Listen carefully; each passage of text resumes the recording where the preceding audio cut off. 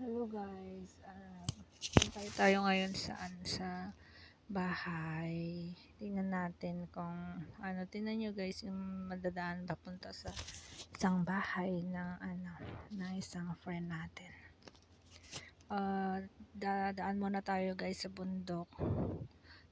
Dito, yung daanan, tingnan nyo yung napakakitid lang siya na daanan. Paakyat yan ang bundok. Papunta doon sa sa bahay ng isang friend natin. Ayan yung tas sa baba yan yung sa baba ng kapitbahay po yan ng isang friend natin na bisitahin natin ngayon. Ito, diretso lang po tayo dito. Parang to siya, yung daanan is makitid lang siya na daanan. Ayan paakyat tignan nyo, yung parang ginawan pa siya ng style na parang hagdan-hagdan ba. Ayan siya. Katatapos lang kasi to ng bagyo nung nagpunta kami guys.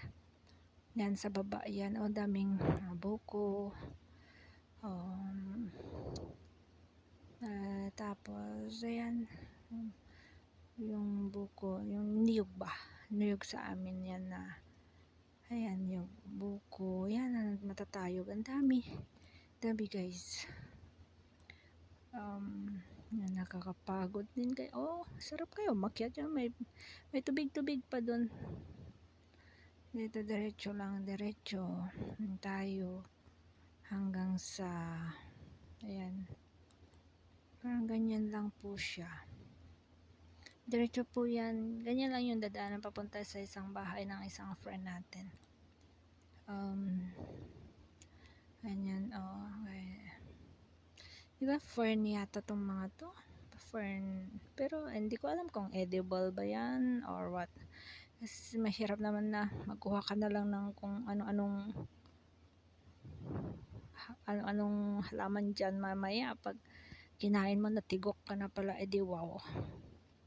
Yan fern yata yung mga yan, nadadaanan. Ayan sila, may din yan. Ito na bundok po talaga to, as in na nasa gitna po yan sila ng bundok. Ayan po sa gitna po yan ng bundok. Yung malayo pa daw yun malayo pa yung lalakarin namin. Kaya ito guys, ito po grabe, ay Diyos ko Lord. Ayan siya pagkaganda rin ng tanawin. Napakatahimik na lugar ba, yung parang kung gusto mo yung tumira sa tahimik na lugar, maybe ito ang para sa inyo na lugar na ba, mapagtiri ka ng iyong pamamahay para walang marites. Malayo din po ito sa mga marites guys. Kung sino yung gustong tahimik ang buhay guys, dito kayo. Mga marites, dito kayo guys, dito lang nababagay sa inyo. Gusto ko nga din tumira yan may, kasi katatapos lang guys to ng bagyo last few days ago. Ayan po, yan may pa yan siya, maagos pa yung tubig. Ayan, pagpatuloy natin ang paglalakad guys.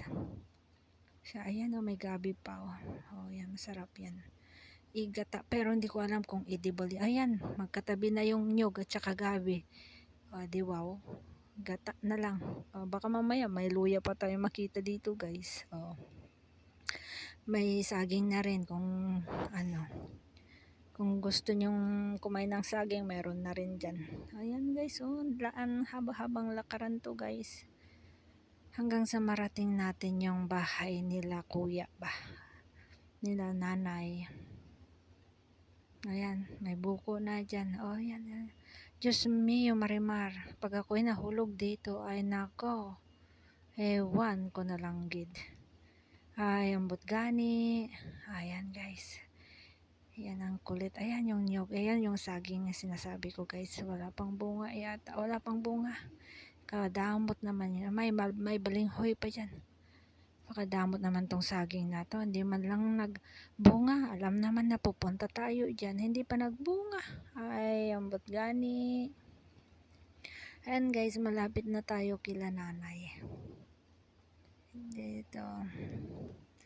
Kikita na yung bahay dyan guys, pero hindi pa namin pinapakita kasi yung may gagawin kasi tayo dyan sa lugar na yan guys. Pero hindi na natin i-videohan kung ano yung gagawin natin dyan guys, kasi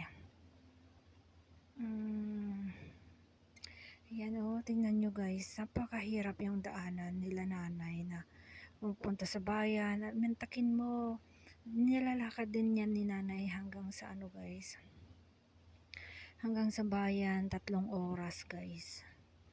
Pero nagsisikap talaga yan si nanay na maiahon ba yung ba. Tingnan, mantakin mo guys, yung ganyan na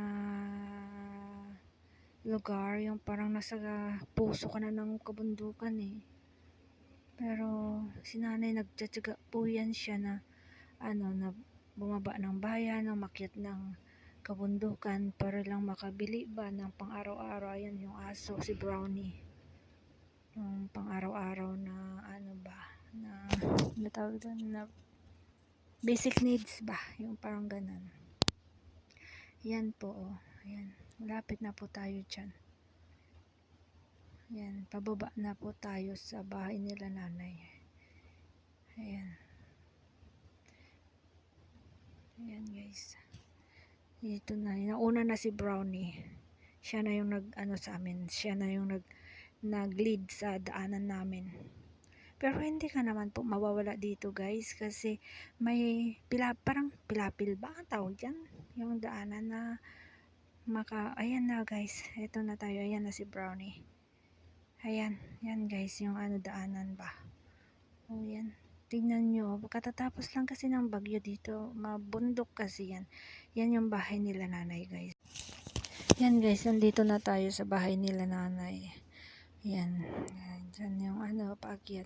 Yun, sila lang yung nandyan guys, sila lang na yung nandyan, nanay at saka yung anak niya at saka yung apo ni nanay. Yan, ganyan lang po yan. Yan lang, yan po yung bahay nila nanay. Yan. Yan po. Yan guys, kayo na po guys ang yan, pinuntahan po namin yan si nanay kasi may gagawin po kasi kami dito guys.